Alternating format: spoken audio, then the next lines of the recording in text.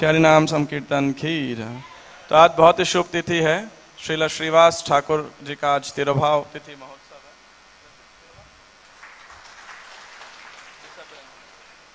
तो पंच तत्व में एक महान व्यक्तित्व है श्रीवास ठाकुर। और किनके अवतार हैं वो? किनके? श्री नारद मुनि के अवतार हैं। तो एक बार श्रील प्रभुपाद जो है वो आज सुबह ही हमारे इस्कॉन के भक्तों ने एक मैसेज भेजा प्रभुपाद जी के साथ में जो प्रसंग हुआ नारद मुनि का। तो श्रील प्रभुपाद जो है एक बारी 3 प्रसंग जो है मुख्यतः प्रभुपाद जी के बताए जाते हैं कि एक बार प्रभुपाद जी कीर्तन किए और उसके बाद लेक्चर दिया। और प्रभुपाद जी के जो शिष्या थे यमुना माता जी, तो वो उनके उधर साइड में बैठ के हारमोनियम बजा रही थी। और उसके बाद में लेक्चर के बाद में आई थिंक कुछ पंखे बंद करने चाहिए, some of the fans are making too much noise. तो और उसके बाद में जो कीर्तन प्रवचन के बाद में जो कीर्तन था वो यमुना माता जी लीड करने लगी। और तभी अचानक से प्रभुपाद जी जो है कीर्तन के बीच के अंदर बहुत जोर से एक तरीके से कह सकते हैं प्रभुपाद जी की आवाज आई। तो और इधर कीर्तन चल रहा है, कीर्तन के बीच में आप सोचिए, और माइक नहीं है प्रभुपाद जी के पास अभी। और उन्होंने पहले कभी भी ऐसा देखा नहीं था कि प्रभुपाद कीर्तन के बीच में इतनी जोर से बोले हों। और प्रभुपाद जी फिर प्रभुपाद बोलने लगे, नारद मुनि बजाये वीणा राधिका रमन नामे। और फिर दोबारा यही भजन गाने लगे प्रभुपाद, नारद मुनि बजाये वीणा राधिका रमन नामे।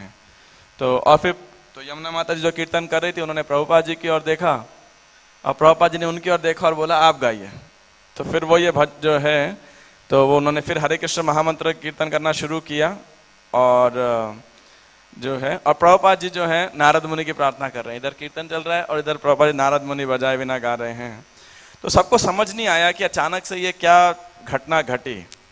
तो और फिर जब कीर्तन होने लगा बस सबको ये था कि कुछ तो आश्चर्यजनक हो रहा है।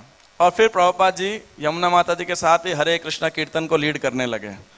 और जब प्रभुपाद जी ने ऐसा किया तो सब लोग इतने कीर्तन के अंदर इतना शक्ति था, सब लोग खड़े होके जो है उछलने लगे, 2-2 फीट ऊपर कूदने लगे। सब भक्त लोग जितने भी थे जो है, और जितने नए लोग भी थे वो सब भी ऑडियंस के अंदर कीर्तन करने लगे। और जो ऑडिटोरियम में लेक्चर था वो सब जो है मतलब भक्त लोग नृत्य करते हुए जैसे गोल घूमते हैं ना, पूरा ऑडिटोरियम में ऊपर नीचे जा रहे थे सब जगह।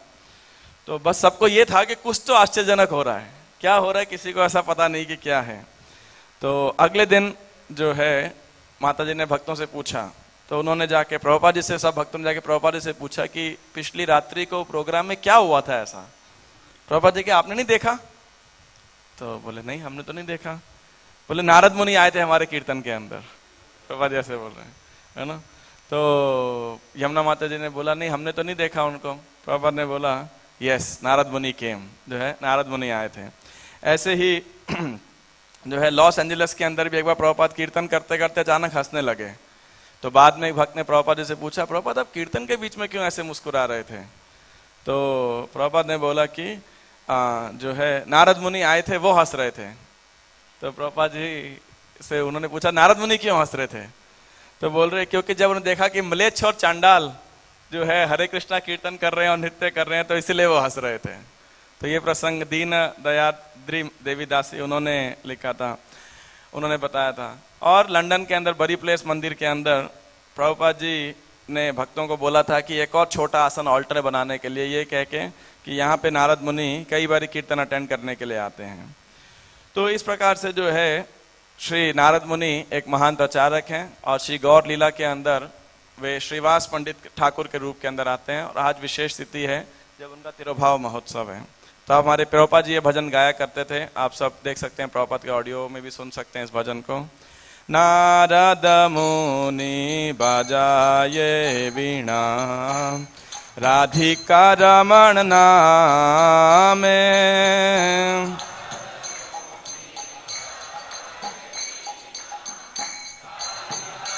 मणनामे नाम अमानि उदित हय भकत गीत सामे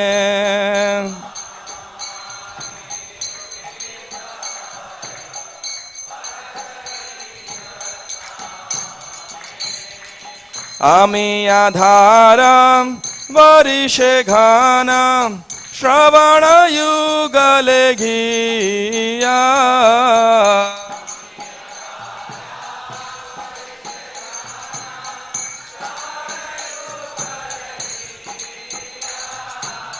भकत जन सघन नाचे भरिया आपन हिया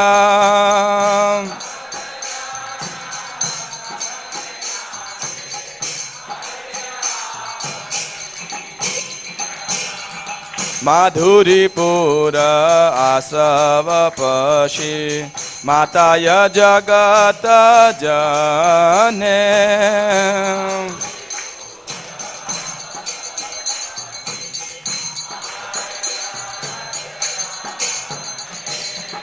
केहवा कांदे केहवा नाचे केह माते मने मने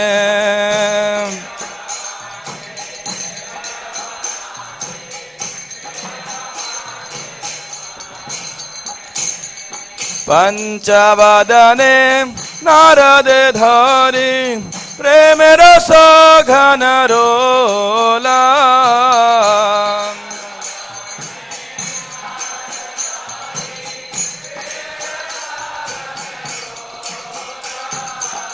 कमल आसन नाचिया बल बोल बोलो हरि बोल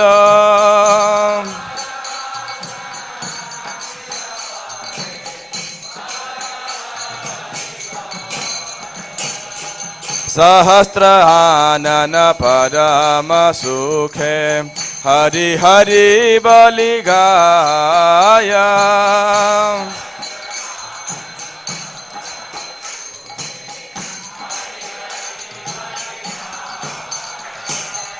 नाम प्रभावे मातिल विश्व नाम रसे सबे पाया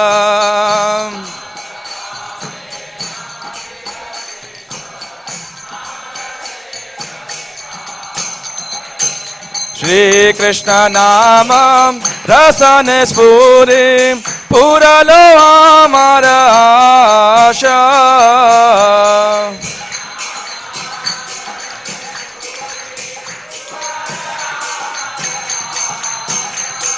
श्री रूप पदे याचाये इहा भक्ति विनोद दासा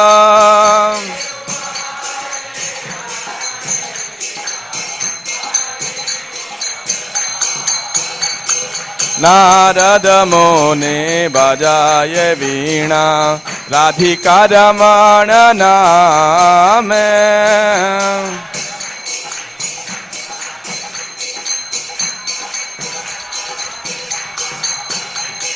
हरे कृष्णा कृष्ण कृष्ण हरे हरे हरे राम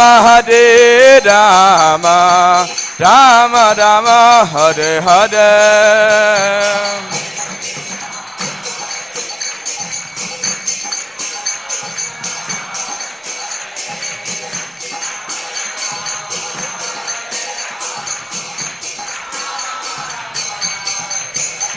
जय श्रीवास ठाकुर श्रीवास ठाकुर श्रीवास ठाकुर जय श्रीवास ठाकुर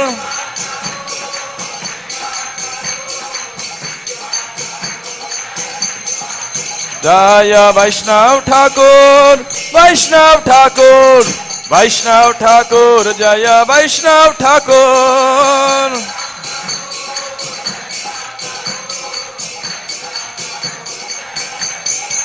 प्रभुपाद प्रभुपाद प्रभुपाद जय प्रभुपाद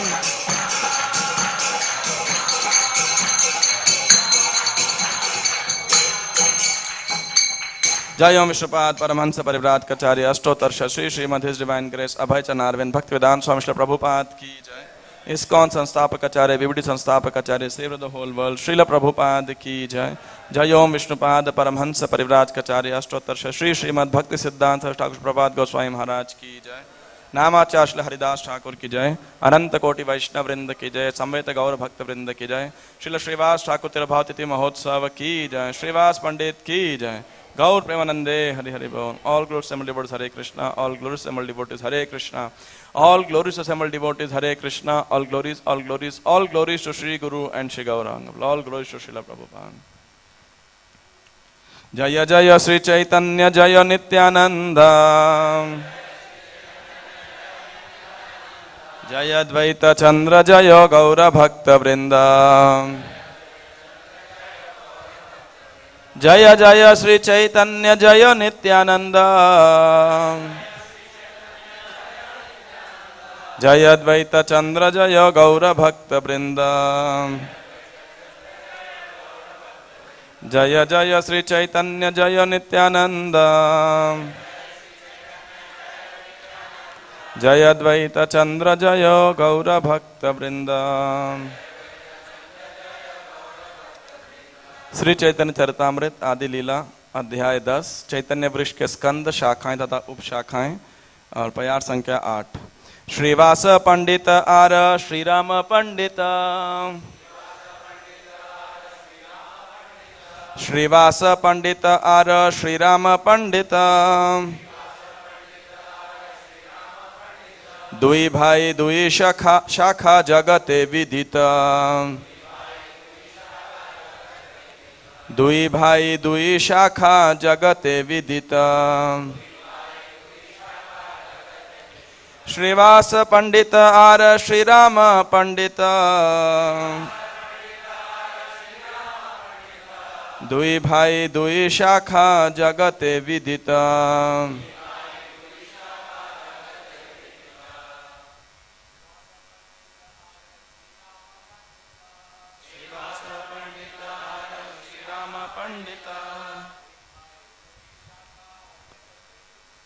दुई भाई दुई शाखा जगते विदिता। श्रीवास पंडित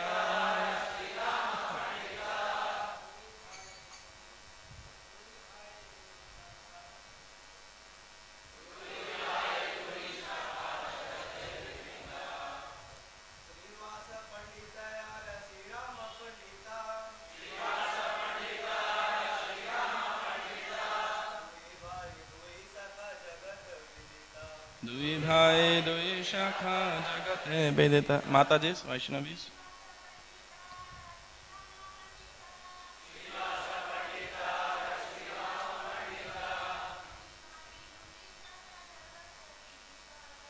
दुई भाई दुई शाखा जगते विदिता। श्रीवास पंडित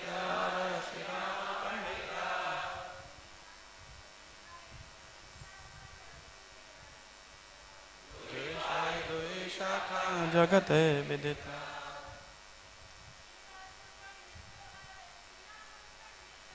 श्रीवास पंडित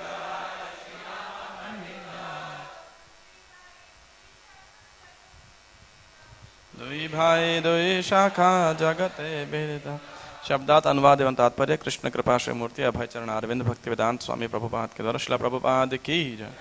श्रीवास पंडित श्रीवास पंडित आर और श्रीराम पंडित श्रीराम पंडित।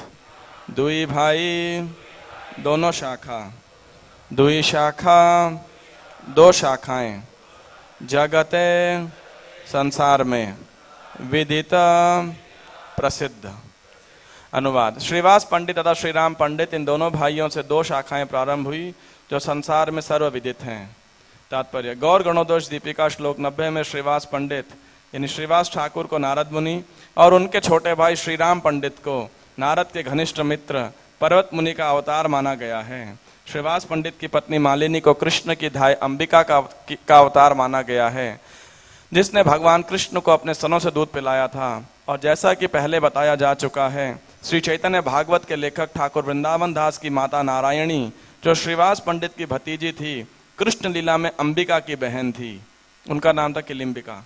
श्री चैतन्य भागवत से पता चलता है कि महाप्रभु द्वारा संन्यास ग्रहण करने के बाद श्रीवास पंडित ने भी विरहवश नवद्वीप छोड़ दिया था और वे कुमार हट में रहने लगे थे।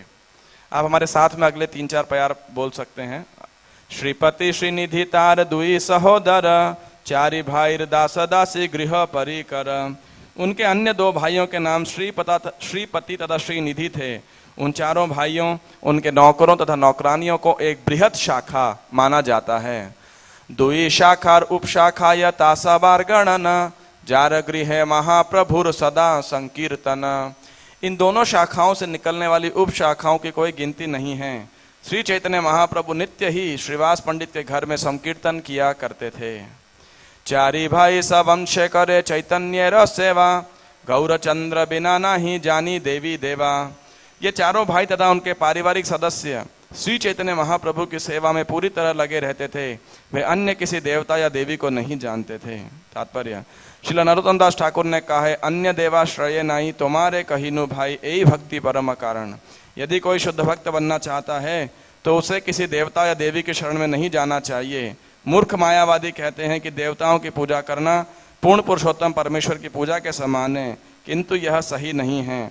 इस दर्शन के कारण लोग नास्तिकता की ओर उन्मुख होते हैं, जिसे इसका कोई अनुमान नहीं है कि वास्तव में ईश्वर है क्या। वह अपने द्वारा कल्पित किसी भी रूप को या किसी भी धूर्त को जिसे वह स्वीकार कर ले, ईश्वर मान लेता है। इस तरह सस्ते देवताओं या ईश्वर के अवतारों को मान लेना वास्तविक में नास्तिकता है। ओम अज्ञानतिमिरान्धस्य ज्ञानाञ्जनशलाकया चक्षुरुन्मीलितं येन तस्मै श्रीगुरवे नमः। श्रीचैतन्यमनोभीष्टं स्थापितं येन भूतले स्वयं रूपः कदा मह्यं ददाति स्वपदान्तिकं।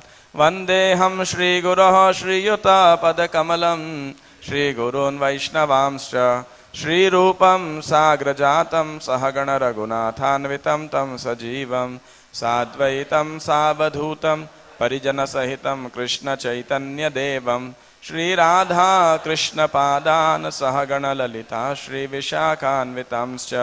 हे कृष्ण करुणा सिंधु दीनबंधु जगत्पते, गोपेश गोपिका कांत राधा कांत नमोस्तुते। तप्त कांचन गौरांगी राधे वृंदावनेश्वरी, वृषभानुसुते देवी प्रणमामि हरिप्रिये। वाञ्छाकल्पतरुभ्यश्च कृपा सिन्धुभ्य एव च, पतितानां पावनेभ्यो वैष्णवेभ्यो नमो नमः। जय श्री कृष्ण चैतन्य प्रभु नित्यानंद, श्री अद्वैत गदाधर श्रीवासादि गौर भक्त वृंद। हरे कृष्णा कृष्णा कृष्णा हरे हरे, हरे राम राम राम हरे हरे। नमः ओं विष्णुपादाय कृष्ण प्रेष्ठाय भूतले, श्रीमते भक्तिवेदांत स्वामिन् इति नामिने। नमस्ते सारस्वते देवे गौरवाणी प्रचारिणे, निर्विशेष शून्यवादी पाश्चात्य देशतारिणे। नमः महावदान्याय कृष्ण प्रेम प्रदायते, कृष्णाय कृष्ण चैतन्य नाम्ने गौरत्विषे नमः। पंचतत्वात्मकं कृष्णं भक्तरूप स्वरूपकं, भक्तावतारं भक्ताख्यं नमामि भक्तशक्तिकम्। हरे कृष्णा। तो आप सब भक्तों का हार्दिक स्वागत है। आज श्रील श्रीवास ठाकुर का तिरुभाव तिथि महोत्सव है। उनका आविर्भाव हम गौर पूर्णिमा के आसपास मनाते हैं, लगभग 2-4 दिन के आजू बाजू में। नारद मुनि का प्राकट्य या अप्राकट्य तो हमारे वैष्णव कैलेंडर में नहीं होता है, क्योंकि नारद मुनि का ना तो कोई आविर्भाव तिथि है ना तिरुभाव तो क्वेश्चन ही नहीं उठता। लेकिन श्रीवास ठाकुर के रूप में आते हैं, तो आज जो है उनकी तिरुभाव तिथि महोत्सव है। और श्रीवास ठाकुर एक बहुत ही चैतन्य महाप्रभु के सभी परिकरों में से एक बहुत महत्वपूर्ण परिकर है, विशेषकर महाप्रभु की नवदीप लीला के अंदर। ऐसे तो जगन्नाथपुरी भी हर साल श्रीवास ठाकुर जाया करते थे, कभी कभी साल उनकी पत्नी मालिनी देवी भी साथ जाती थी। और जो अभी जगन्नाथ जी की रथ यात्रा होगी 12 तारीख को, और उसके बाद हेरा पंचमी महोत्सव आएगा तो चैतन्य चरितामृत में पूरा अध्याय आता है जहाँ पे लक्ष्मी जी जब जाती हैं जगन्नाथ मंदिर, यानी जगन्नाथ मंदिर से सुंदरांचल गुंडीचा मंदिर जाती हैं और वहाँ पे ये हेरा पंचमी का महोत्सव मनाया जाता है। लक्ष्मी जी के जो दासियां हैं वो किस प्रकार से जगन्नाथ जी के सेवकों की पिटाई करती हैं, उन्हें दंड देते हैं। तो उस समय श्रीवास ठाकुर वार्तालाप करते हैं किसके साथ? स्वरूप दामोदर गोस्वामी के साथ। और उस समय लक्ष्मी और गोपियों के विषय में बहुत सुंदर चर्चा होती है उस हेरा पंचमी महोत्सव के दिन। तो श्रीवास ठाकुर जगन्नाथपुरी में केवल उन दिनों रहते थे और विशेषकर नवद्वीप की लीला में उनका विशेष जो है स्थान है, क्योंकि जो श्रीवास ठाकुर थे और जो उनकी पत्नी धर्मपत्नी मालिनी देवी थी, वे दोनों श्री जगन्नाथ मिश्र और शची माता के बहुत ही निकट थे। और बिल्कुल जहाँ चैतन्य महाप्रभु का घर था, यानी जगन्नाथ मिश्र का जहाँ घर था, उससे बहुत ही पास में मुश्किल से 200 मीटर दूरी पे भी जो है श्रीवास ठाकुर का घर था। तो बहुत ही क्लोज थे। और जब निमाई गर्भ में थे तो उस समय शची माता ने उनसे मदद भी मांगी, मालिनी देवी से वहाँ रहने को उनको बोला। और श्रीवास ठाकुर को तभी समझ में आ गया था कि अब भगवान प्रकट होने वाले हैं। हालांकि लीला के अंदर जब तक महाप्रभु ने अपने आप को प्रकट नहीं किया संकीर्तन आरंभ करने के बाद और भक्त के रूप में भगवान के रूप में अपना प्रदर्शित नहीं किया, तब तक श्रीवास ठाकुर ने भी इस बात को प्रकट नहीं किया। ऐसा लीला किया कि जैसे उनको जानकारी ही नहीं है कि निमाई कौन है। हालांकि वे उपदेश दिया करते थे निमाई को कि क्या तुम विद्यार्जन में लगे हुए हो। श्रीवास ठाकुर बोला करते थे ऐसे निमाई पंडित को, क्या ये तुम पढ़ने पढ़ाने में लगे हुए हो? कृष्ण की भक्ति करना सबसे महत्वपूर्ण चीज है, बाकी सब तो व्यर्थ है। और निमाई कहते थे कि हाँ, एक दिन आप आशीर्वाद देंगे तो मैं ऐसा भक्त बनूंगा कि ब्रह्मा और शिव जी भी जो है मेरे संग प्राप्त करना चाहेंगे। तो सबको लगता था कितना घमंडी जो है लड़का है ये, लेकिन सब होते बहुत आकर्षित थे उनके साथ में। और श्रीवास ठाकुर भी उनसे बहुत आकर्षित थे निमाई से। और बाद में जब महाप्रभु गया से लौटते हैं और संकीर्तन आंदोलन आरंभ करते हैं, तो उसके बाद में महाप्रभु के जो दिव्य शरीर में वो हर समय एक ही बात जप कर रहे होते हैं, कृष्णा कृष्णा कृष्णा कृष्णा। और क्योंकि गया से आते हुए श्री चैतन्य महाप्रभु राम के लिए कन्हई नटशाला नामक एक स्थान के ऊपर से जाके आए होते हैं, जहां ऐसा कहा जाता है कि उन्हें स्वयं कृष्ण के दर्शन हुए थे। ऐसे तो वो स्वयं ही कृष्ण हैं, लेकिन फिर भी।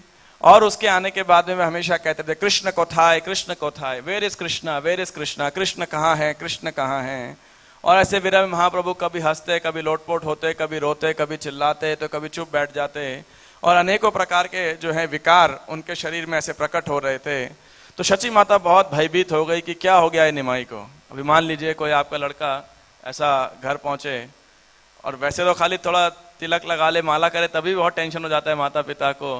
जय श्री श्री राधा राधिकान भगवान की जय, जगन्नाथ बल्लभ सुभद्रा महारानी की जय, श्री कृष्ण बलराम की जय। और मान लीजिए लड़का हर समय कृष्णा कृष्णा करता रहे और कूद रहा है, हंस रहा है, रो रहा है, तो बहुत ज्यादा टेंशन हो जाएगा, है कि नहीं, माता पिता को, कि भाई क्या हो गया। तो शची माता को ऐसे ही टेंशन हो गया बहुत। तो सबको बुलाते थे कि क्या हो रहा है इसके साथ में, बताइए आप। तो कोई बोलता कुछ नहीं, शरीर की वायु बिगड़ गई है, इनके शरीर पे आप नारियल का तेल मालिश कीजिए। तो कोई कहता था कि आप इसे जो है इसके पैर बांध के इसे घर में रख लीजिए। तो ऐसे ऐसे अनेक अनेक प्रकार के लोग जो है बात किया करते थे। और शची माता को समझ नहीं आता था कि ये क्या हो रहा है, निरंतर कृष्णा कृष्णा जप कर रहा है। तो एक दिन श्रीवास ठाकुर उनके घर पे आते हैं, और श्रीवास ठाकुर जब आते हैं तो चैतन्य महाप्रभु उनके सामने बड़े आदरपूर्वक खड़े हो जाते हैं, उन्हें प्रणाम करते हैं, क्योंकि आयु में तो बड़े थे। लेकिन अपने भक्त को देख के महाप्रभु दिव्य आनंद से जो है पूरित हो जाते हैं, और उनके जो रोम है, बाल हैं, वो खड़े हो जाते हैं। और जब वो श्रीवास ठाकुर को तुलसी महारानी की परिक्रमा करते हुए देखते हैं तो तुरंत महाप्रभु बेहोश हो जाते हैं। थोड़ी देर में महाप्रभु फिर चेतन अवस्था में आते हैं, रोने लगते हैं और कांपने लगते हैं। तो श्रीवास ठाकुर देख के समझ जाते हैं कि ये कोई बाह्य चेतना के लक्षण नहीं है, ये कोई बीमारी नहीं है, ये क्या है, ये कृष्ण प्रेम के सात्विक विकार हैं। तो उन्होंने शची माता को बोला, तो चैतन्य महाप्रभु ने पूछा, पंडित ये बताओ कि मेरी दशा का कारण क्या है, क्यों मैं ऐसे बार बारी जो है कभी बेहोश हो जाता हूँ, कभी रोता हूँ, कभी हंसता हूँ। लोग कहते हैं कि मेरे शरीर की जो वायु है वो बिगड़ गई है, वात रोग हो गया है मुझे तुम्हारे हृदय से, और कहते हैं कि मुझे बांध देना चाहिए क्योंकि अब मेरे अपना ऊपर ही वश नहीं है, तुम्हारा क्या मत है। तो श्रीवास ठाकुर बोले, your madness is good madness, कि आपका जो पागलपन है वो अच्छा पागलपन है ना। वैसे तो दुनिया में पागलपन बुरा माना जाता है, तो मैं कई बार बताता हूँ, मैंने कृष्ण पर सुना था एक बार, राधानाथ महाराज और जयद्वैत स्वामी महाराज दोनों बैठे थे, और जयद्वैत महाराज जो है वो लेक्चर के बीच में बोले, the goal of life is to become mad for Krishna, कि जीवन का लक्ष्य है भगवान कृष्ण के प्रेम में पागल होना। तो राधानाथ महाराज ने माइक लिया और बोले, जयद्वैत स्वामी इज अ परफेक्ट मैडमैन, है ना। बोले कि जयद्वैत महाराज जो है एक आदर्श पागल व्यक्ति हैं। तो जयद्वैत महाराज ने वापस माइक लिया, बोले, only a madman can know another madman, बोले केवल एक असली पागल ही दूसरे पागल को, असली पागल को समझ सकता है। तो एनीवे, तो इस प्रकार से श्रीवास ठाकुर ने बोला कि मैं देख रहा हूँ, मैं भी ये चाहता हूँ कि मैं आपकी तरह पागल हो सकूं, और मैं आपके शरीर के अंदर, आपके देह के अंदर कृष्ण प्रेम के सात्विक विकार देख रहा हूँ, कृष्ण आप पे बहुत कृपालु हैं।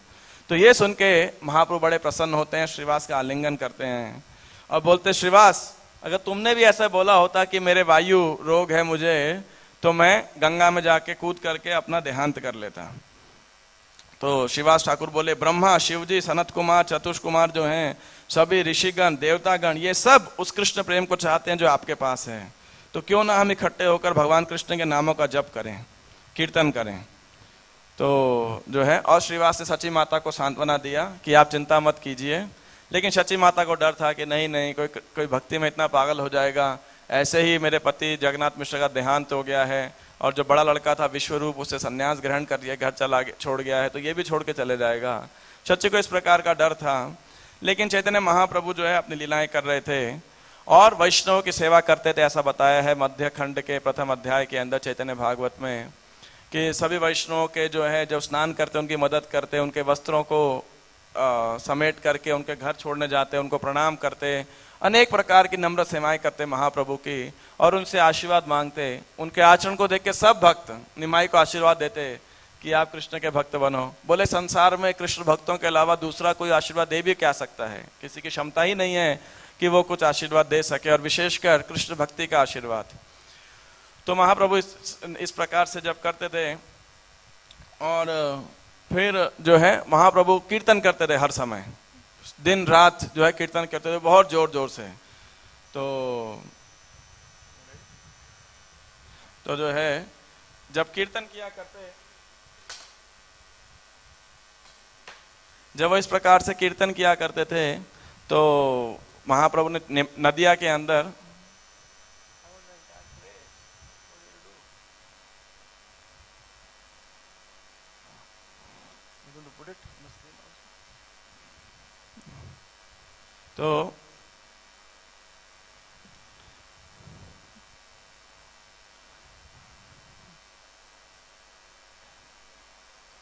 तो श्री चैतन्य महाप्रभु जो है ने कीर्तन प्रारंभ किया वहां पे, और दिन रात कीर्तन किया करते थे, और जोर जोर से जो है सब भक्त लोग कीर्तन कर रहे हैं। ये पीछे दिख रहा है आप सबको? हरि बोल बलि प्रभु लागिला गर्जिते, चतुर्दिके पड़े केह नापरे धरिते, त्रास हास कंप श्वेत पुलक का गर्जन, एक बारे सर्वभाव दिला दर्शन। तो महाप्रभु जोर जोर से हरि बोल ऐसे कीर्तन किया करते, और यह सात्विक विकार प्रकट किया करते। तो सभी भक्त लोग भी है जो वो कीर्तन करते हैं। अपूर्व देखिया सुखे गाय भक्त गण, ईश्वरेर प्रेमावेश नहे संवरण। तो भगवान कैसे प्रेमावेश को देख के बड़े सुख के साथ सब भक्त लोग कीर्तन करने लगे। सर्व निशा जाय जैन मुहूर्ते के प्राय, प्रभाते व कथनचित प्रभु बाह्य पाए। तो सर्व निशा, निशा मतलब रात्रि, तो पूरी रात ऐसे बीत गई, भक्तों को पता ही नहीं लगा कि कब जो है ब्रह्म मुहूर्त प्रातः काल हो गया। तो प्रभात जब सुबह हुई तो महाप्रभु बाह्य चेतना के अंदर आए, और इस प्रकार यही मत निज गृह श्री शची नंदन, निरवधि निशि दिशे करे न कीर्तन। शची माता के पुत्र ने क्या किया, इस प्रकार निरवधि निशि दिशि यानी दिन और रात कीर्तन प्रारंभ किया। आरंभिला महाप्रभु कीर्तन प्रकाश सकल भक्तेर दुख हय देखी नाश। और इस प्रकार से अभी तो सब भक्त लोग जो है मतलब खुल के कीर्तन नहीं कर पाते थे, नवद्वीप के अंदर उतने भक्त नहीं थे, लेकिन अब जब महाप्रभु ने फुल फ्लेज संकीर्तन चालू किया तो सब भक्तों के दुख जो है समाप्त हो गया, क्योंकि अब खुल करके वो संकीर्तन कर पा रहे हैं। हरि बोल बलि डाके श्री शची नंदन घन घन पाषंडी हय जागरण। तो इस प्रकार से अब जब इतनी जोर जोर से भक्त लोग और चैतन्य महाप्रभु कीर्तन कर रहे हैं तो क्या हो रहा है, लोगों को सुनाई पड़ रहा है। स्वाभाविक है, जब आप सड़क पे जाएंगे मृदंग करताल लेके साउंड सिस्टम लेके तो लोगों को सुनाई पड़ेगा। और अब सुबह सुबह जब कीर्तन करने गए तो अब लोग तो सुबह सुबह क्या कर रहे होते, जनरली सो रहे होते हैं, तो उनकी नींद भंग हो गई। और रात में भी कीर्तन कर रहे हैं तो आवाज तो जा ही रही है कि नहीं।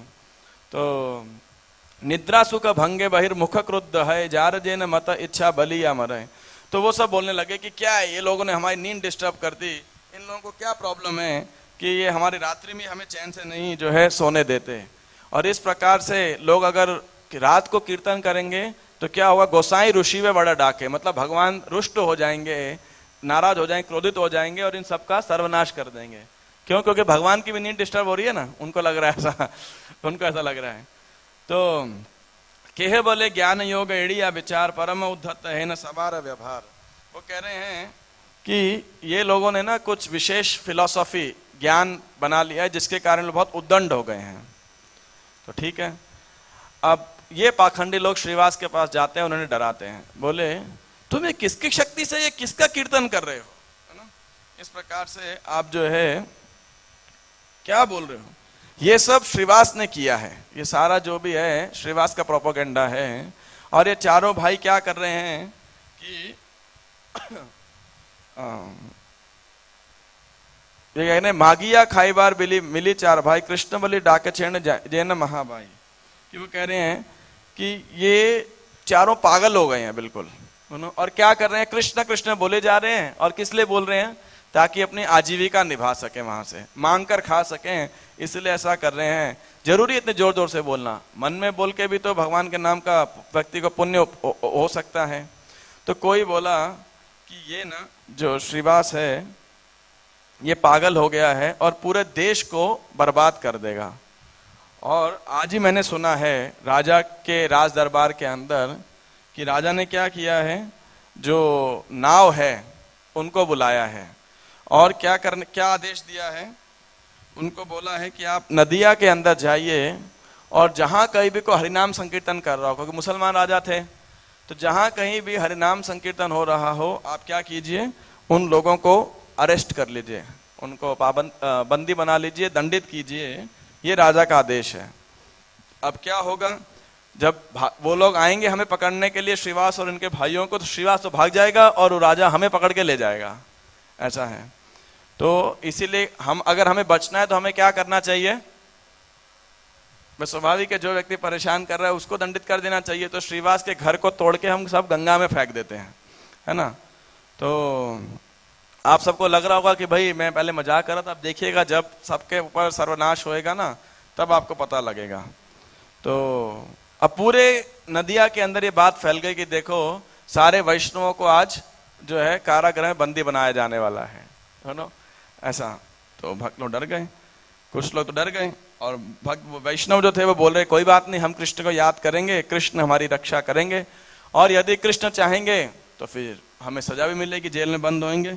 इन लोगों से क्या डरना, इन लोगों की बातों से क्या डरना, जब हमारे भगवान हैं मौजूद। अब श्रीवास ठाकुर बहुत ही उदार सरल हृदय के थे। जब उन्होंने सब बातें सुनी तो उन्हें लगा ये बात सच होगी, फिर राजा आने वाला होगा, तो उन्होंने मान लिया। और ये बात सुनकर श्रीवास अपने मन में थोड़े व्यथित हो गए। जब व्यथित हो गए तो जो है महाप्रभु इस बात को जानते थे कि जानी ले न गौरव चंद्र भक्तिर हृदय। चैतन्य महाप्रभु अपने भक्तों के हृदय को जानते थे। तो भगवान ने क्या किया, अब समझ लिया कि श्रीवास ठाकुर के हृदय से डर को भगाना है। प्रभु अवतीर्ण नाही जाने भक्त गण जाना ही था आरंभिला श्री शची नंदन। अब उनको ये नहीं पता था कि चैतन्य महाप्रभु स्वयं भगवान है, अभी तक क्योंकि प्रदर्शित नहीं किए थे।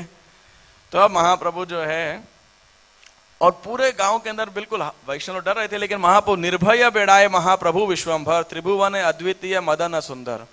कि विश्वम्भर महाप्रभु जो है बिल्कुल निडर होके गंगा के किनारे जा रहे हैं, कीर्तन कर रहे हैं, बहुत ही सुंदर हैं, सुगंध चंदन लगा रखा है, उनके जो है नेत्र कमल के समान है और चंद्रमा के समान उनका मुख है, और जो गले में यानी यहाँ पे जनेऊ डाला है वो बहुत सुंदर लग रहा है, मुख में पान चबा रहे हैं, और गंगा के किनारे महाप्रभु जो हैं चल रहे हैं।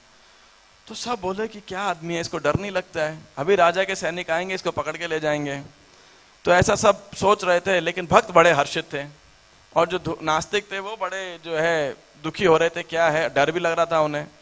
तो एनीवे, तो महाप्रभु जब इस प्रकार से कर रहे, वहां कुछ गायें होती हैं, महाप्रभु उनके साथ लीला करते हैं, और उसके बाद महाप्रभु जाते हैं किसके घर पे, श्रीवास के घर पे, और श्रीवास के घर का दरवाजा बंद होता है। तो महाप्रभु बहुत जोर जोर से पीटने लगते हैं उस दरवाजे को, और कहते हैं कि श्रीवास दरवाजा खोलो, तुम क्या कर रहे हो अभी, की करी से श्रीवास बलय हुंकारे, आप क्या कर रहे हो, तो किसकी पूजा कर रहे हो। तो श्रीवास उस समय किसकी पूजा कर रहे थे, नरसिम्हा पूजा श्रीनिवास जय घरे पुनः पुनः लाथी मारे तहारे दुआरे। उस समय श्रीवास नरसिंह की पूजा कर रहे थे, और महाप्रभु बार बार लात मारे थे दरवाजे को, खोलो खोलो। तो अब श्रीवास ठाकुर ने जो है, अब जब इतना शोर आया तो उनकी अर्चना भंग हो गई, तो उठ करके दरवाजा खोला। अब जब दरवाजा खोला तो महाप्रभु बोले, किस पे तुम ध्यान कर रहे हो, किस पे ध्यान कर रहे हो बताओ, जिस पे ध्यान कर रहे हो बोले तुम्हारे सामने खड़ा है, तो सामने खड़ा है। अब जब श्रीवास ने आंख उठा के देखा तो क्या देखा, वहां पे ज्वलंत अनल देखे श्रीवास पंडित, अनंत कोटि, मतलब जो जैसे हम बोलते हैं ना बहु कोटि, मतलब अनंत कोटि सूर्य के समान वहां प्रकाश था, और बिल्कुल अग्नि, प्रकाश भी नहीं अग्नि थी वहां पे। और तो उन्होंने चारों दिशाओं में देखा, भाई और क्या क्या है। जब ऐसे देखा, देखे वीरासने बसी आछे विश्वम्भर चतुर्भुज शंख चक्र गदा पद्मधर। तो वीरासन में बैठे उन्होंने किसको देखा, श्री चैतन्य महाप्रभु को देखा, और उनके चतुर्भुज थे, और उन्होंने क्या क्या धारण किया हुआ है, शंख चक्र गदा और पद्म। और महाप्रभु मत्त सिंह के समान जो है हुंकार कर रहे हैं, ताली बजा रहे हैं, है ना। और श्रीवास बहुत डर गए बिल्कुल ऐसे रूप को देख करके, और ऐसे हुंकार सुन के, शब्द हैला श्रीनिवास किछु ही ना स्फुरे। तो प्रभु बोले, चैतन्य महाप्रभु बोल रहे हैं, अरे श्रीवास, इतने दिन तक तुम जानते नहीं थे कि मैं कौन हूं, है ना, और तुम्हारे तो संकीर्तन के कारण मैं वैकुंठ छोड़ के यहाँ पे आया हूं अपने सभी संगियों के साथ, लेकिन तुमने मुझे पहचाना नहीं, और तुम शांतिपुर चले गए जो है अद्वैत आचार्य के साथ में। शांतिपुर गेला नाड़ा हमारे एडिया, तुम अद्वैत आचार्य के साथ में वहां पे चले गए, तो ऐसा क्यों किया। लेकिन अब मैं सारे भक्तों की रक्षा करूंगा और दुष्टों का नाश करूंगा, है ना। तो आप डरो मत और मुझे प्रार्थनाएं करो। और श्रीवास क्योंकि एक महान भक्त हैं, है ना, प्रभु रे देखिया प्रेमे कांदे श्रीनिवास घुचिल अंतर भय पाइया आश्वास। इससे पहले बोल रहे हैं, तोर किछु चिंतु नहीं पड़ा मोरस्तव, आप जो है मुझे प्रार्थनाएं अर्पित करो। तो श्रीवास ठाकुर ने इस प्रकार से महाप्रभु का दर्शन किया, और सुंदर सुंदर प्रार्थनाएं करने लगे, दंडवत प्रणाम करने लगे, हाथ जोड़ के उनको जो है 12वां प्रणाम करने लगे। सहजे पंडित बड़ महाभागवत आज्ञा पाई स्तुति करे जेन अभिमत, भागवते आच्छा ब्रह्म मोह पोनो दोन सही श्लोक पढ़ी स्तुति करे न प्रथम। तो स्टार्टिंग उन्होंने कहां से किया, भगवान कृष्ण के सुंदर रूप से। उस रूप में क्या वर्णन है, किसने वर्णन किया, ब्रह्मा जी ने। एक्चुअली मेरे को कल रात को शाम को बताया उन्होंने कि श्रीवास ठाकुर तिरुभाव तिथि है, तो मैं तो उस श्लोक के लिए लेक्चर ऑलरेडी प्रिपेयर कर चुका था, तो मैं सोच रहा ब्रह्मा जी की सुंदर प्रार्थनाएं हैं। तो उसका पहला श्लोक जो है इस अध्याय का इस प्रकार से, नौमेड्यते भक्ते भ्रव वपुषे तडिदंभराय गुंजावतन सपरिपिच्छल सन्मुखाय वन्यास्रजे कवल वेत्र विषाण वेणु लक्ष्म श्रिये मृदुपदे पशुपांगजाय। किस प्रकार भगवान एक हाथ के अंदर कवल यानी दधी भात लेकर के बैठे हैं, और एक हाथ अपने बांसुरी लेकर के जो है अपने पशुओं को ढूंढ रहे हैं भगवान, उनको मैं प्रणाम कर रहा हूं। इस प्रकार से ब्रह्मा जी प्रार्थना करते हैं, और फिर श्रीवास ठाकुर बहुत सुंदर प्रार्थनाएं करते हैं श्री चैतन्य महाप्रभु को। तो आप सबने श्रीवास के बारे में बहुत सारी लीलाएं सुनी होंगी, लेकिन ये प्रार्थनाएं उन्होंने जो अर्पित की चैतन्य महाप्रभु को, बहुत सुंदर प्रार्थना है। और इसको दोहराने का एक बहुत सुंदर जो है वृंदावन दास ठाकुर फल देते हैं कि जो कोई भी श्रीवास वर्ण नव घन वर्ण पीत वसन जहार। श्रीवास ने बोला कि मैं भगवान विश्वंभर को के चरणों में नमस्कार करता हूं, और वो किस प्रकार से हैं? नव घन वर्ण, यानी जो नए बादल के समान उनका वर्ण है, और क्या पहना हुआ उन्होंने? पीतांबर धारण किया हुआ है। शचिर नंदन पाए मोर नमस्कार। वैसे नव घन वर्ण किसका है? चैतन्य महाप्रभु का तो नहीं है, उनका तो गौर वर्ण है, लेकिन वहां पे वो दर्शन किसका कर रहे हैं? कृष्ण भगवान का। शचिर नंदन पाए जारन पाए मोर नमस्कार, नवगुंजा शिखी पुच्छ भूषण जहार। तो बोले मैं शची माता के पुत्र को प्रणाम करता हूं, और उन्होंने क्या पहना हुआ है? नवगुंजा, गुंजमाला। एक गुंजमाला चैतन्य महाप्रभु ने किसको दी थी? किसी को मालूम है? रघुनाथ दास गोस्वामी को एक गोवर्धन शिला और एक गुंजमाला दी थी।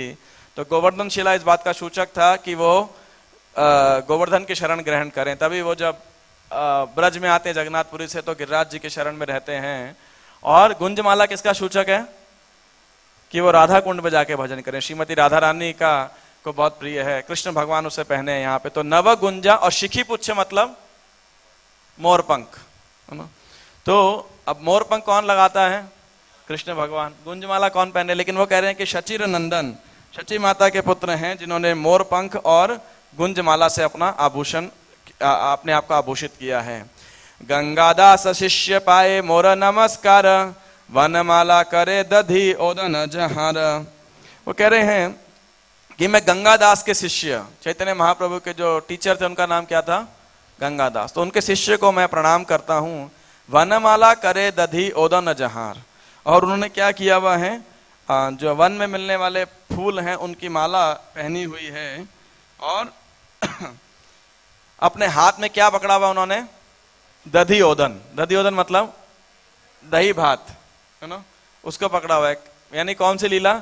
जब वो अपने दोस्तों को, और ब्रह्मा विमोहन लीला के प्रारंभ में, जगन्नाथ पुत्र पाए मोर नमस्कार, कोटि चंद्र जिनि रूप वदन जहार। जगन्नाथ पुत्र मतलब जगन्नाथ मिश्र के पुत्र को मेरा नमस्कार है।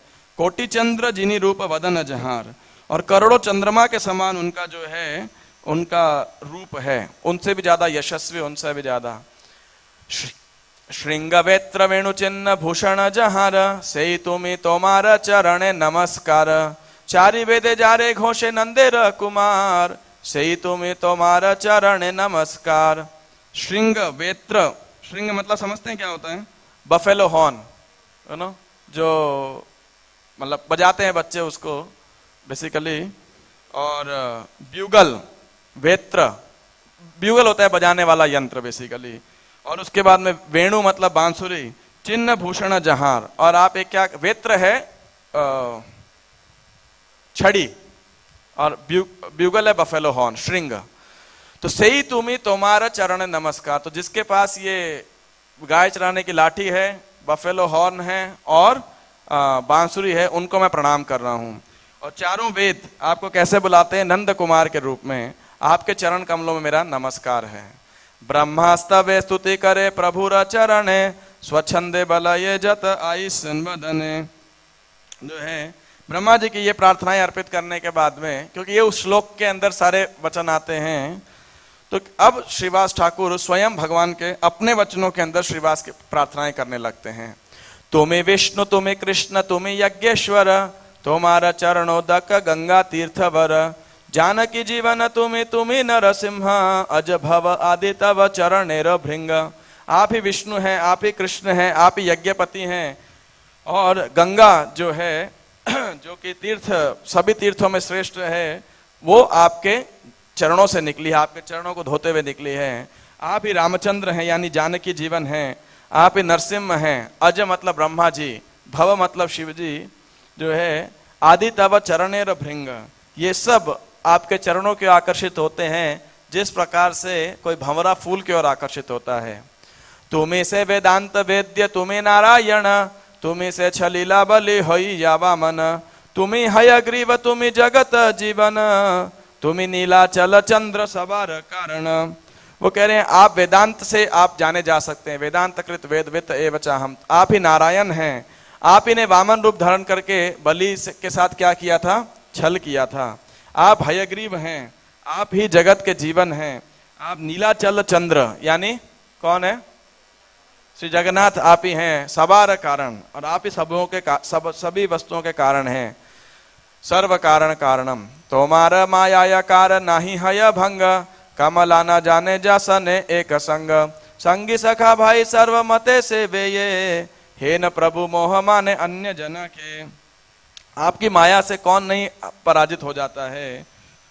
यहां तक कि लक्ष्मी जो सदैव आपके साथ में वास करती हैं वो भी आपको नहीं समझ पाती हैं।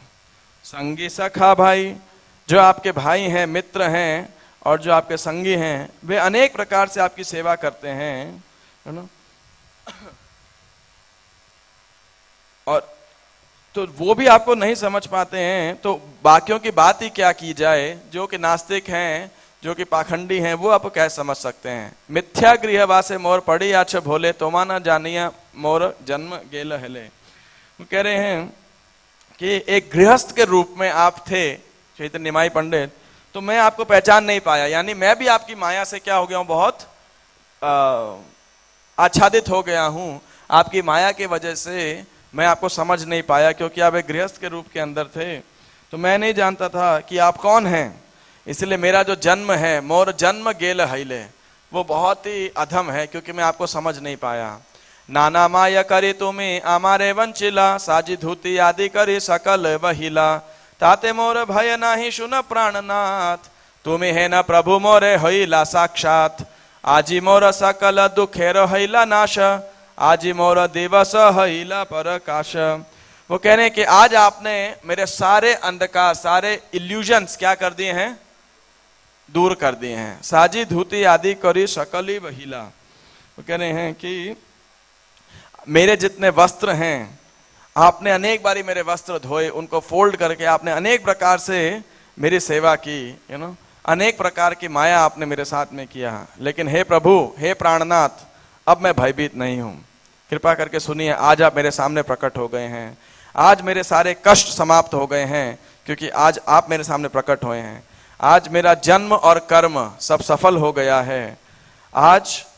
आजी मोर जन्म कर्म सकल सफल, आजी मोर उदय सकल सुमंगल। आज मेरे जीवन में सब कुछ क्या है, मंगलकारी प्रकट हो गया है। आजी मोर पितृकुल होइला उद्धार, आजी से बसती धन्य होइला अमार। और मेरा कुल जो है, मेरे पूर्वज सब धन्य हो गए, उनका उद्धार हो गया है, और मेरा घर आज पवित्र हो गया है। आजी से बसती धन्य, धन्य हो गया है। आज मेरे नेत्रों की सीमा नहीं है, कोई नेत्रों के सौभाग्य की कोई सीमा नहीं है। आज जैसे मैं आपका दर्शन कर रहा हूं, उन भगवान का दर्शन कर रहा हूं जिनकी सेवा कौन करता है, स्वयं लक्ष्मी देवी, स्वयं रमा देवी करती है। बलिते आविष्ट हईला पंडित श्रीवास, उर्द बाहु करे कांदे छाड़े घन श्वास। अब ऐसा जब बोलते गए तो श्रीवास ठाकुर एकदम समाधि में आ गए, आवेश के अंदर आ गए, प्रेमावेश के अंदर।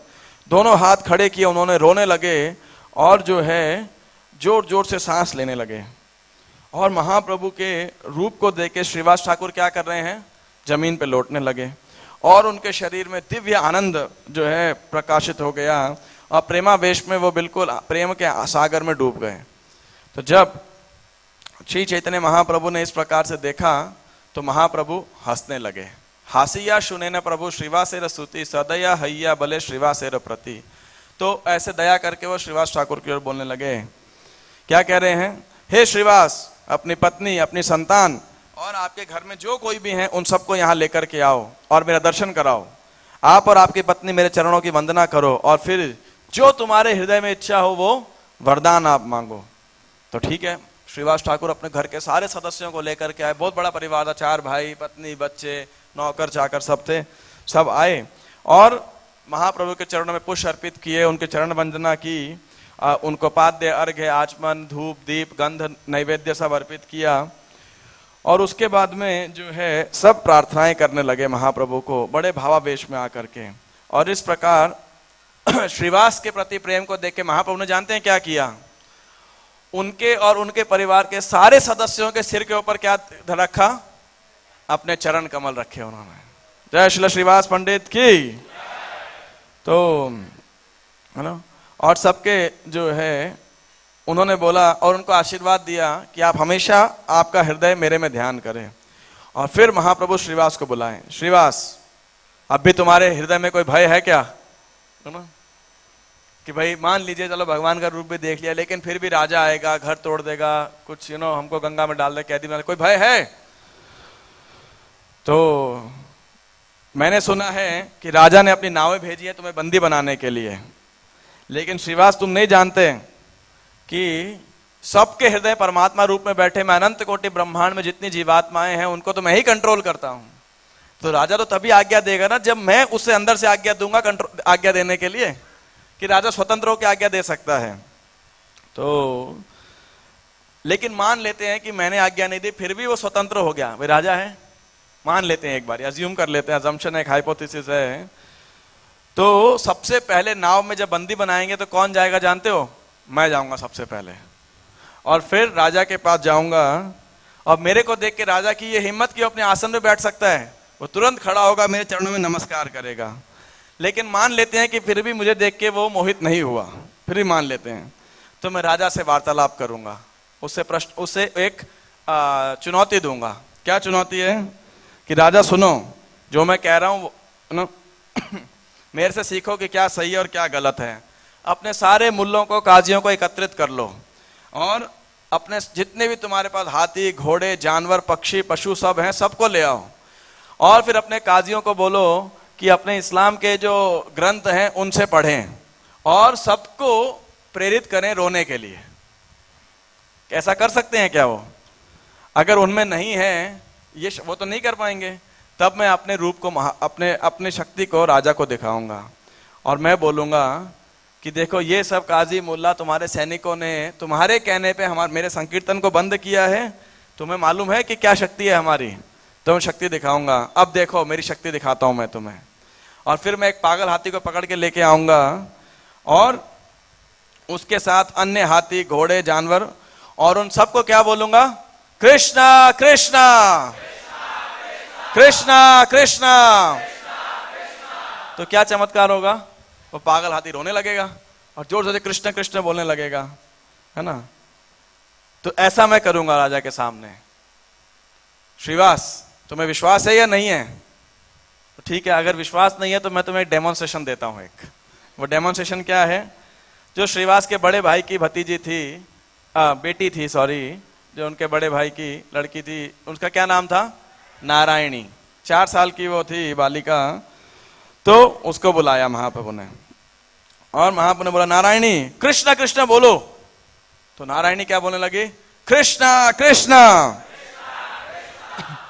और रोने लगी, नृत्य करने लगी, उसके नेत्रों से अश्रु की धारा बहने लगी पूरी जो है। और इस प्रकार से जब वो प्रेम के सब अष्टसाध्य विकार प्रकट करने लगे तो महाप्रभु ने श्रीवास को बोला, श्रीवास अब तो तुम्हारा डर खत्म हो गया कि राजा तुम्हारा कुछ नहीं बिगाड़ सकता। तो श्रीवास सब कुछ समझ गए, दोनों हाथ खड़े करके राजा को बोले कि हे भगवान, When your form of, हाँ, जब तक कि पूरी सृष्टि का अंत नहीं होता तब तक मैं आपका नाम का जप निर्भीक होकर करूंगा, और जब आप मेरे घर में हैं तो मुझे किस बात का डर है ना। और जब इस प्रकार से बोला तो श्रीवास ठाकुर और उनके सभी संगी जो है दिव्य आनंद में चले गए, और उन्होंने महाप्रभु के रूप को देखा, है ना। और जिस प्रकार से कृष्ण भगवान प्रकट हुए थे वसुदेव के घर पे, कविराज गोस्वामी कह रहे, लेकिन उन्हें लीलाएं कहाँ की थी? नंद महाराज के घर के अंदर। उसी प्रकार चैतन्य महाप्रभु कहाँ प्रकट हुए? जगन्नाथ मिश्र के घर में। लेकिन उन्होंने अपनी लीलाएं कहाँ की? श्रीवास ठाकुर के घर के अंदर। तो श्रीवास ठाकुर सभी वैष्णवों को बहुत प्रिय थे, जो भी उनके घर में आए वो बहुत प्रसन्न हुए। और श्रीवास के दास दासियों पर भी, जानवरों पर भी महाप्रभु इतने कृपालु थे कि उनके मुस्लिम दर्जी को भी उन्होंने कृष्ण प्रेम प्रदान किया, उनके जानवरों को भी कृष्ण प्रेम प्रदान किया श्री चैतन्य महाप्रभु ने। श्रीवास इतने ज्यादा जो है प्रिय थे श्री गौरांग महाप्रभु को। इसके बाद में आप सब जानते हैं प्रत्येक दिन, प्रत्येक रात्रि को वहां पे संकीर्तन होता था श्रीवास ठाकुर के घर के अंदर। श्रीवास ठाकुर का घर राजस्थली से अभिन्न बताया जाता है, और यहीं से महाप्रभु ने, जब काजी के लोग आए थे, मृदंग तोड़ दिया था, खोल भंग दंग के नाम से जाने लगा। यहीं से महाप्रभु ने चांद काजी के प्रति जो वो यात्रा निकाली थी, प्रभुपाद जी कहते हैं फर्स्ट सिविल डिसोबीडियंस मूवमेंट, यहीं से चालू किया था। एक बार ऐसे संकीर्तन कर रहे थे श्रीवास के घर में, तो श्रीवास की सास जो है उस संकीर्तन को देखना चाहती थी। तो ठीक है, अभी मदर इन लॉ है, तो बोला नहीं आप नहीं आ सकते। तो वो बहुत जिद करने लगी। तो बोला ठीक है, एक किनारे में छुप के बैठ जाओ और वहां से देखना। तो और उसको एक टोकरी के अंदर छुपा दिया, तो उसके अंदर वो देख रही थी। तो वहां बोले आज संकीर्तन में आनंद नहीं आ रहा है, तो ऐसा कोई है जिसको नहीं होना चाहिए। श्रीवास बोले नहीं ऐसा कोई नहीं है। फिर महाप्रभु कीर्तन चालू किया फिर बोले कि आनंद नहीं आ रहा है। तो फिर फाइनली, और श्रीवास को पता नहीं था कि उनके साथ छुप के देख रही है, वो टोकरी में छुप के देख रही थी। तो गए और टोकरी को उठाया और अपनी सास को बाहर निकाल दिया। ऐसी एक बारी लीला हुई थी। एक ब्रह्मचारी था, बड़ा निवेदन करने लगा कि मैं बड़ा तपस्वी हूँ, केवल दूध पी के रहता हूँ, तो आप मुझे महाप्रभु के संकीर्तन में प्रवेश कराओ। तो ये बोले नहीं नहीं, आपको प्रवेश नहीं मिल सकता। तो बोले वो बड़ा जब अनुनय करने लगे तो ठीक है, उन्होंने उनको भी छुपा दिया। महाप्रभु फिर बोले आज आनंद नहीं आ रहा है। तो बोले नहीं महाप्रभु, कोई भी नहीं है जो अयोग्य है। वहां बोले कोई तो है यहाँ पे जो नहीं होना चाहिए। बोले नहीं, एक साधारण बहुत तपस्वी ब्रह्मचारी है, दूध पीता है कि रहता है खाली। तो महाप्रभु ने बोला लेके आओ उसको सामने। तो बोला तुम्हें क्या लगता है केवल दूध पीने से और ब्रह्मचर्य का धारण करने से तुम मेरे संकीर्तन में भाग ले सकते हो? तो डांटा उसको। तो और आप चले जाओ यहाँ से। तो जब वो उसका से फटकारा तो जाने लगा, लेकिन अपने हृदय में बड़ा वो धन्यवाद दे रहा था। किसका? श्रीवास ठाकुर का, कि उनकी कृपा से मुझे महाप्रभु के संगियों का, उनके कीर्तन का, नृत्य का कुछ देर दर्शन तो मिला। तो जब जा रहा था महाप्रभु ने देखा कि वो इतना नम्र है, इतना कृतज्ञ है, वो अपने हृदय में ये नहीं मुझे निकाल दिया देखो यहाँ से, अब बाहर जाके प्रोपेगेंडा करूंगा, क्या समझता है निमाई अपने आप को, है ना, ऐसे नहीं, कल इनको मैं मजा चखाऊंगा। वो अपने हृदय में नम्रता की भावना रखा था। तो महाप्रभु से वापस बुला लिया और तब से वो चैतन्य महाप्रभु के संगियों में से एक नित्य संगी पार्षद बन गया। ऐसे एक बारी संकीर्तन के दौरान उनके पुत्र की मृत्यु हो गई। आप सोचिए, पुत्र की मृत्यु घर में हो जाए तो बड़ा दुख का विषय होता है। तो घर की स्त्रियां थी, उनकी जो पत्नी थी, रोने लगी। तो श्रीवास देखिए हल्ला कहाँ से हो रहा है। तो वो गए, उनको समझाया कि देखिए शरीर तो सबको छोड़ना ही है, और बोला कि रोइएगा मत, यहाँ पे आपके शोर से भगवान का संकीर्तन डिस्टर्ब नहीं होना चाहिए। तो सब स्त्रियां भी फिर जो है विलाप तो कर रही थी लेकिन शोर नहीं मचाया। सब महाप्रभु के संकीर्तन देखने लगे। पूरी रात खूब संकीर्तन हुआ। सब भक्तों को तो पता था, लेकिन श्रीवास ने बिल्कुल भी प्रतीत नहीं होने दिया कि कोई दुर्घटना उनके घर में हुई है। अगली सुबह जब प्रभात हो गया तो महाप्रभु बोले, श्रीवास तुम्हारे घर में लगता है कोई दुर्घटना हुई है। बोले नहीं नहीं महाप्रभु, जहां आप है वहां क्या दुर्घटना हो सकती है। तो महाप्रभु बोले नहीं, कुछ तो हुआ है। तो भक्तों ने बताया कि ऐसे रात में पुत्र की मृत्यु हो गई थी। तो महाप्रभु उसके पास गए और जो है उसको जगा दिया। वो लड़का जो उसका शव पड़ा था, और उसको बोला कि भाई तुमको छोड़ के चले गए। तो बोला भाई मेरा जीवन काल समाप्त हो गया, यहाँ पे जितना आपने डिस्टाइन किया था, आप ही की मर्जी सब कुछ होता है। तो आप चाहते थे तब तक मैं यहाँ पे रहा, अब अगले जो है शरीर में प्रवेश करने की तैयारी कर रहा हूँ। और उनको उपदेश दिया। तो जब ऐसा उपदेश सुना तो माता पिता का शोक दूर हो गया और वो बच्चा दोबारा जो है मतलब शरीर छोड़ दिया। और जब ये चमत्कार देखा तो सबको और आश्चर्य हुआ। और फिर महाप्रभु बोले कि आपने इतना बड़ा त्याग किया है, आपके एक पुत्र की मृत्यु हुई, आज से आपके 2 पुत्र हैं। कौन? एक मैं और एक नित्यानंद प्रभु। तो इस प्रकार से अनेकों लीलाएं श्रीवास ठाकुर के घर में होती है।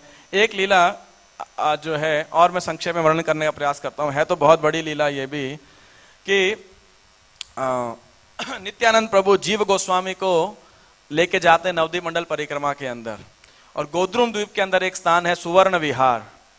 तो सुवर्ण विहार पे लेकर के आते हैं, और वो बड़ा जंगल सा स्थान था लेकिन था बड़ा रमणीय।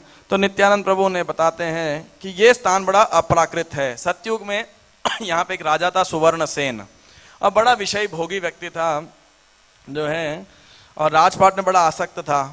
तो क्या हो गया, अब नित्यानंद प्रभु थे और किसको परिक्रमा करा रहे थे? वो जीव गोस्वामी का, लेकिन साथ में कौन थे?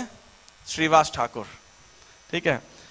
तो जो है अब राजा क्योंकि बड़ा भोग विलासी था, तो नारद जी को देख के उसे बड़ी दया आई और उस राजा के पास आए और उसको उपदेश दिया कि देखो आप अपना जीवन व्यर्थ कर रहे हो, कैसे धन बढ़ाना चाहिए, राज्य बढ़ाना चाहिए, ये तो भौतिक संपत्ति एकदम व्यर्थ है, नश्वर है, रिश्तेदार भी तुम्हारे साथ कोई रहने वाला नहीं है, मरने के बाद तुम्हारे देह को देह संस्कार कर दिया जाएगा, सब अपने घर चले जाएंगे, यहाँ पे कोई सच्चा रिश्ता नहीं है।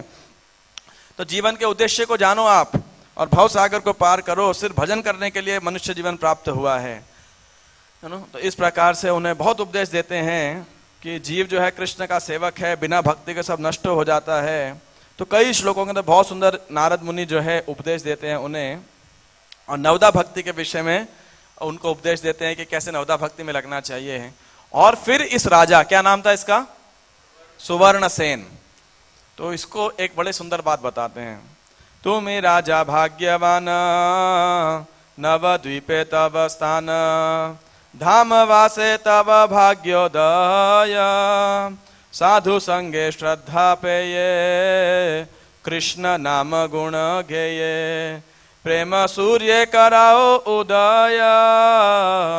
नारद मुनि कहते हैं कि हे राजा, तुम बहुत भाग्यशाली हो कि नवद्वीप में आपका जन्म हुआ है, धाम वासे तब भाग्योदय, इस नवद्वीप धाम में रहने के कारण आपने महान व श्रेष्ठ भाग्य पाया है। अब आप साधु संघ द्वारा श्रद्धा विकसित करने का प्रयास करो, कृष्ण के पवित्र नाम के जप में व्यस्त होकर प्रेम प्राप्त करने के लिए संघर्ष और प्रयास करो। और फिर एक और सुंदर बात बताते हैं उन्हें, धन्य कलि आगमने, हेता कृष्ण लैया गणे, श्री गौरांग लीला प्रकाशिबे, जयी गौर नाम लबे, ताते कृष्ण कृपा हबे, ब्रजे वास से इत करिबे। वो कह रहे हैं जब कलयुग आएगा तो क्या होगा, भगवान कृष्ण अपनी गौरांग लीला प्रस्तुत करने के लिए अपने पार्षदों के साथ यहाँ प्रकट होंगे। सत्युग में नारद मुनि ने बता दिया उन्हें, जो भी भगवान गौरांग के पवित्र नाम का जप करता है वह भगवान श्री कृष्ण की कृपा प्राप्त करता है और व्रज धाम में वास करने के योग्य बनता है। और फिर कह रहे हैं यदि कोई भगवान गौरांग का जप किए बिना भगवान श्री कृष्ण की आराधना करता है तो वह कृष्ण को बहुत लंबे समय के बाद पाता है, लेकिन जो गौरांग के पवित्र नाम का जप करता है वह श्री कृष्ण को शीघ्र ही प्राप्त कर लेता है, क्योंकि गौरांग के पवित्र नामों के उच्चारण से वह सारे अपराधों से मुक्त हो जाएगा। गौरांगा गौरांगा।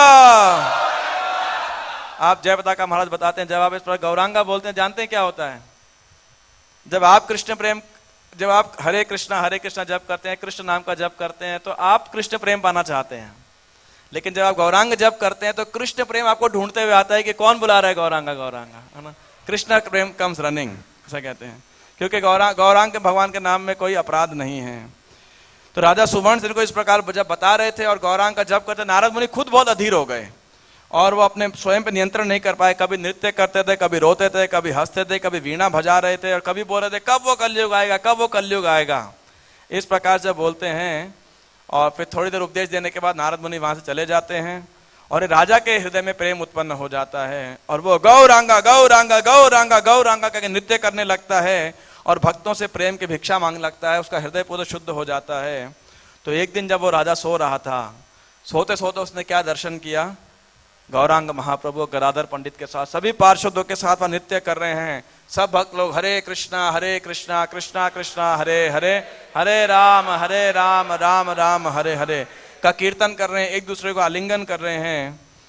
तो जब नींद से जागा तो वो बहुत व्यथित हो गया, बहुत चिंतित हो गया और रोने लगा कि मुझे कैसे दर्शन प्राप्त होंगे, मैं तो सतयुग में हूँ, कलयुग में दर्शन प्राप्त होगा। और गौरांगा गौरांगा से दर्शन जब रोने लगा तो आकाशवाणी होती है एक, क्या आकाशवाणी होती है कि तुम गौरांग महाप्रभु की लीला में पुनः आओगे, तुम भगवान के महान पार्षदों में से एक होगे और क्या नाम होगा तुम्हारा, बुद्धिमंता खान जो है आप होगे और गौरांग महाप्रभु के चरण कमलों की आप सेवा करेंगे।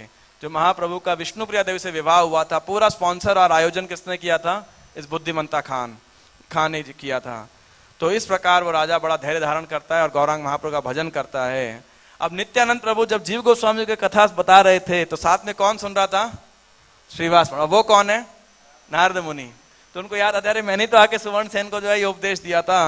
तो ये सुन के जो है वो मूर्छित हो जाते हैं बिल्कुल, है ना।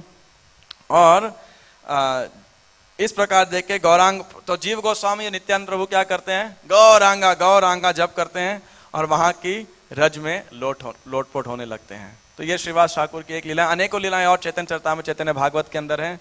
आज के दिन हम उनसे प्रार्थना कर सकते हैं कि जिस प्रकार से वो चैतन्य महाप्रभु को इतने प्रिय हैं उसी प्रकार हमें भी उनकी कृपा प्राप्त हो आज के दिन के अंदर और हमें भी चैतन्य महाप्रभु के प्रति आसक्ति जागृत हो सके और पूर्ण श्रद्धा डेवलप हो सके। जय श्री श्रीवास ठाकुर तिरुभाव महोत्सव तिथि महोत्सव की, श्रील श्रीवास पंडित की, निताय गौर प्रेमानंदे, हरि हरि बोल।